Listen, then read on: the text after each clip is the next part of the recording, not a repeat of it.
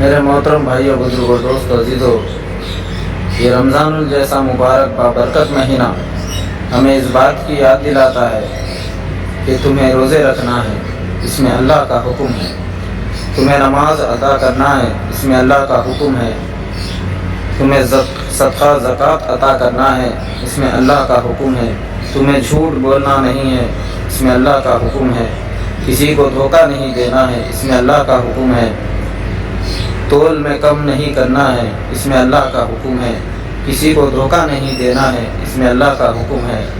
میرے محترم بھائیوں، بزرگوں اور دوستوں، عزیزوں، جس طرح ہم روزہ رکھتے ہیں یہ تمام چیزیں ہمیں سمجھ میں آتی ہے، اور ہمارے جسم کا ہر وہ چیز روزہ رکھتا ہے۔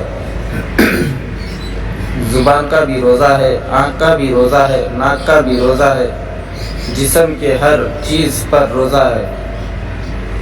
تو میرے بھائیوں، بزرگوں، دوستوں، عزیزوں، میرا کہنے کا مقصد اور مطلب یہ ہے کہ یہ صرف رمضان المبارک میں نہیں ہے بلکہ ساری زندگی میں ہے۔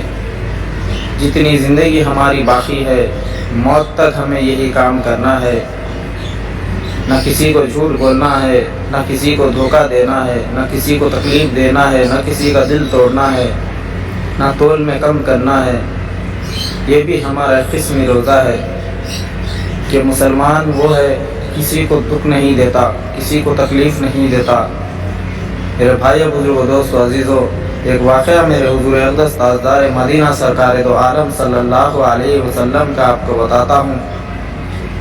ہم نے اس رمضان میں کئی نیک کام کیے ہیں، ان میں ایک نیک کام ایسا ہے، بتاتا ہوں کہ اللہ تعالیٰ اس نیکی پر انسان کو جو نفع عطا فرمائیں گے، جو فائدہ اللہ تعالیٰ رب العزت عطا فرمائیں گے، یہ بہت ہی بڑی بات ہے، کوئی چھوٹی بات نہیں ہے۔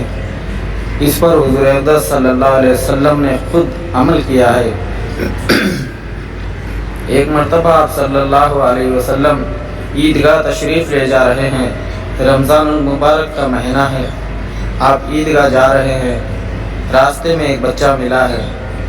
اس بچے کو دیکھا ہے کہ پھٹے کپڑے پہنے ہوئے کھڑا ہے۔ میرے آقا کائنات سرکار دو عالم صلی اللہ علیہ وسلم کی ادا بھی دیکھنا، وہ خود اس بچے کے پاس گئے، آپ نے کھڑے رہ کر اسے بلایا نہیں، اور وہاں پر جا کے آپ کا جملہ دیکھنا۔ آج ہماری زبان غلط جواب دیتی ہے، غلط انداز سے بلاتی ہے۔ میرے آقا کائنات سرکار دو عالم صلی اللہ علیہ وسلم کے پاس جو انداز تھا وہ انداز آپ دیکھیے۔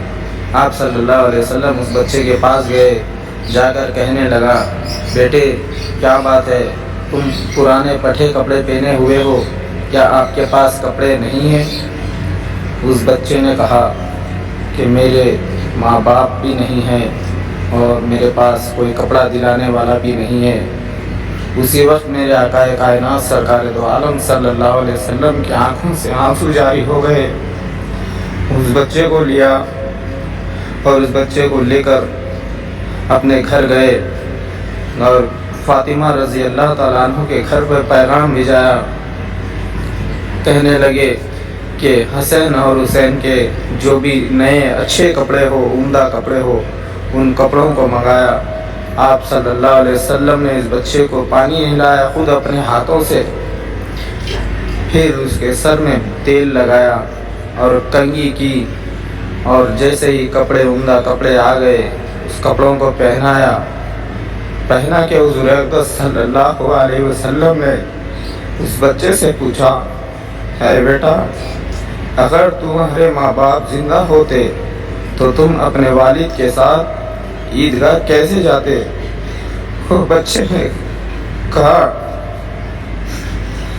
میں اپنے والد کے ساتھ جب عیدگاہ جاتا تو میں ان کے کاندھے پر بیٹھ کر جاتا۔ میرے حضور صلی اللہ علیہ وسلم پہ صدقے جاؤں۔ آقا نے فرمایا، بیٹا مجھے بھی تمہارا باپ سمجھو۔ آپ صلی اللہ علیہ وسلم نیچے بیٹھ گئے، وہ بچہ آپ کے کاندھے پر بیٹھ گیا۔ اللہ اکبر۔ جب آپ جانے لگے، پورے محلے کے بچے، گاؤں کے بچے دیکھنے لگے کہ حضور اقدس صلی اللہ علیہ وسلم کے کاندھے پر یہ یتیم بچہ جا رہا ہے تو دوسرے بچوں نے کہا کاش میرے بھی ماں باپ نہیں ہوتے۔ اللہ اکبر۔ میرے بھائیوں، بزرگوں، دوستوں، عزیزوں، یہ کوئی معمولی بات نہیں ہے۔ لوگ اپنے ماں باپ کو گنوانا پسند کرتے ہیں، لیکن حضور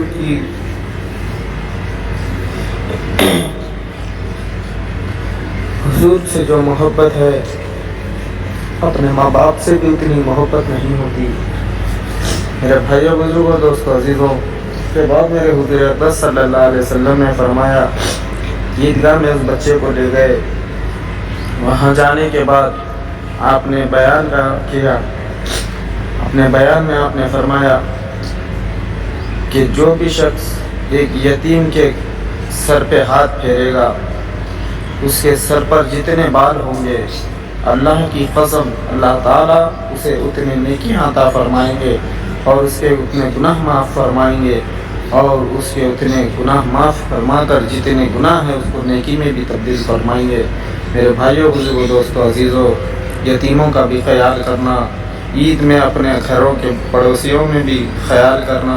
اپنے گھروں کے پاس کئی پڑوسی ایسے ہیں جن کے پاس کل تک مال تھا، آج مال نہیں ہے، وہ بھی بے چین اور پریشان ہے، لیکن آپ سے منہ کھول کر پوچھ نہیں سکتے کہ شرم آتی ہے۔